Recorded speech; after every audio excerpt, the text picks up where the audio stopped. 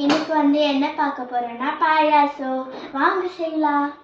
இந்த மாதிரி பாத்திரத்துல தண்ணி ஊத்திக்கணும். ஒரு கப் சவரிசி போட்டுக்கலாம்.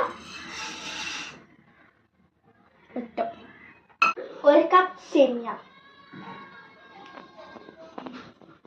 போடு, பொறுமையா போடு. போட்டுரு, அப்படியே போட்டு மிக்ஸ் பண்ணிக்கோ. Mixing time.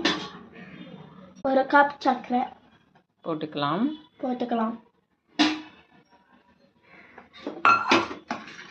கிண்டிக்கலாம். பால் கொஞ்சம் ஊற்றிக்கலாம். ஒரு ஸ்பூன் நெய். முந்திரி, திராட்சை, ஏலக்காய் போட்டுக்கலாம். கலரு.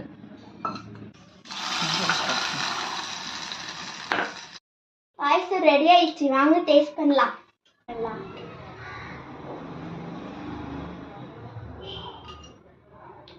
சுட்டுக்குனியா?